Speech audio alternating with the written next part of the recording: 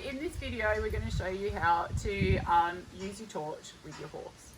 So first of all, we turn our torch on, making sure that our horse is got its attention on us, and just introduce the torch, preferably the lower setting, but it doesn't matter if it's not. But what I want him to do, at the moment, he's everywhere else but worried about the torch. And remember for yourself as well, so again, I'm on video, so I have to calm myself down. If he doesn't like it there, especially if your horse has already had red light before, maybe just pick somewhere else that you know that's good boy. Sometimes they just have a look at it, sometimes they let out a sigh, things like that. Now with Mo, Jess has already said to me that he doesn't show release very often. So we might, has he got a special spot? Any rib, tummy type stuff. Okay, so I might try that first. There's something else that I want to try as well, but I'm going to, so any rib or tummy. So I might go for along here. So notice how when I use the torch as well, I'm not just kind of walking in and stabbing it into them. That running it along, I touch him as well so that he knows, because remember, his attention's not even on me at the moment. So in there, and I'm going for a point in here.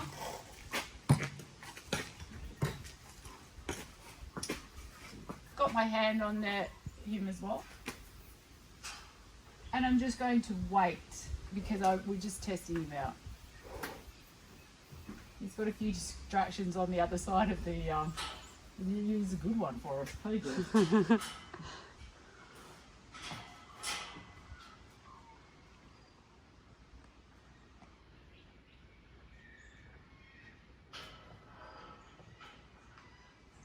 got a bit of blinking. Going to swap to another spot.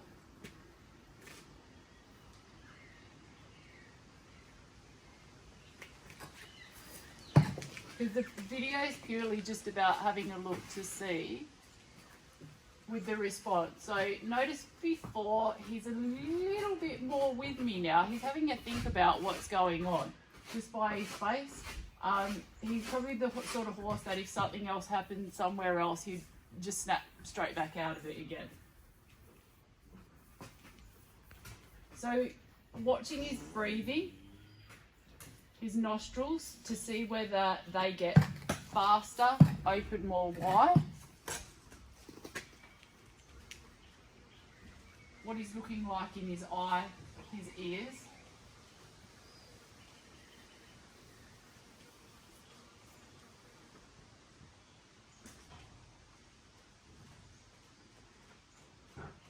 And see his little, he can't help it, his little muzzle's moving.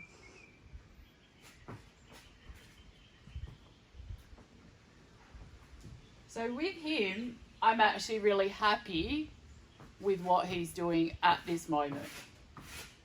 He's had a few little sighs with his breathing.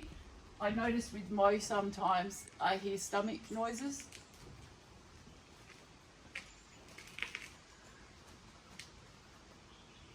His eyes a little bit softer, and there we go. Now you don't have to wait for that every time. There's points where I was happy with him, with what he was doing, that he was kind of becoming engaged, I suppose. But there's something, we'll come back with another video that I want to do with him and horses like him in a minute.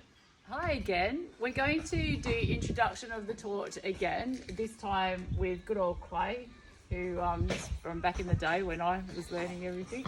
So it's good to be working with her again. So again, so you're going to introduce yourself to the horse, and depending on whether they've had red light before or not is really good indicator of response. Sometimes if they've had red light before, they pretty much know what's going to happen and they will actually go into their little zone straight away. But if they haven't, they can be a bit more like what Mo's video was like, where they're a bit more disengaged for whatever reason. So again, turn your light on.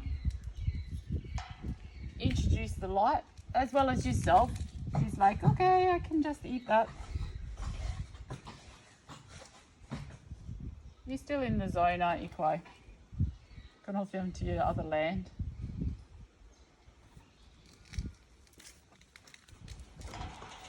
I'm still happy with her that she's acknowledged that. It's the ones when, oh, yawn. It's the ones where they're really distracted and they, like this. So just get them back, because really what I'll talk about it now is really what you want them to be as calm as they can be, so that they're accepting to the light and the changes that it can make at that cellular level. So again, we will just choose any random points to see what Clay says. Again, how I go in with the light is like with a lot of force, it's like calm. Here we are, Clay. One hand light. See what she says.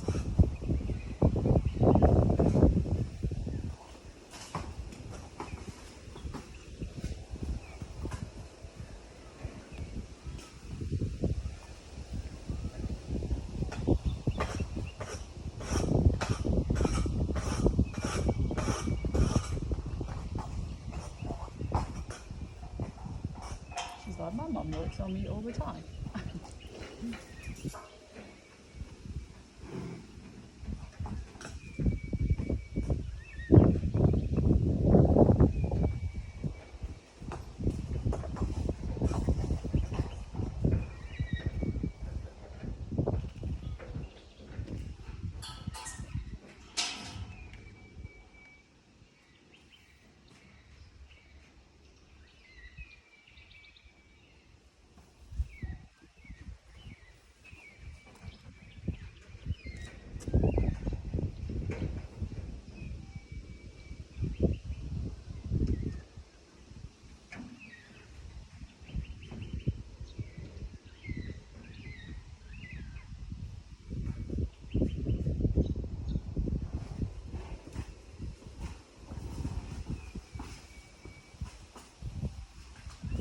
It's actually really interesting that she's not saying a lot at all, isn't it? That's us, we do real life videos. Whatever happens on the scene, happens on the scene. Which is the best way to learn, really. Because I don't know about you guys, but every time I go to a course and everything's going on and it's really great, and then you get home and all these things happen, you go, I don't know what's going on. And that's okay. At the moment, she's thinking about it all. She's not stressed. Her breathing hasn't changed or anything like that. So at the moment, I'm just kind of going through going, okay, what's going on for you, Clay? And just doing various points.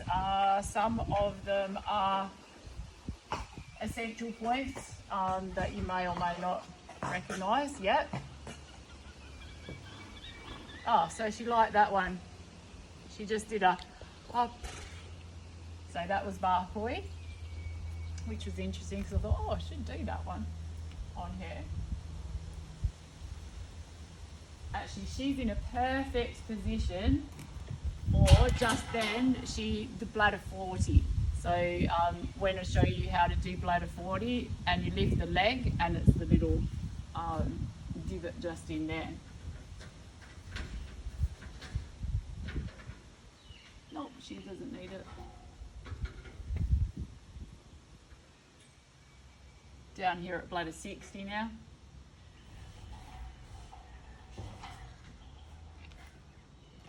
Yep, so we got one for that. Now, a lot of questions that come up is, and I know that I think both Jess and I asked this. That's okay. We both asked this. Now I'm on gallbladder 34.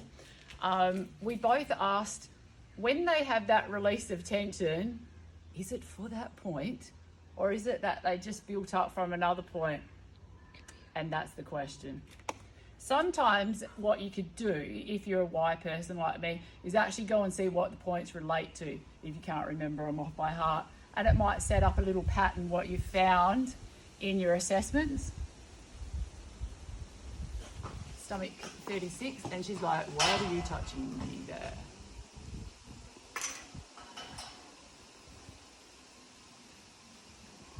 So some of their responses, as in release of tension, can be just like if you've done the massage course or any other courses to do with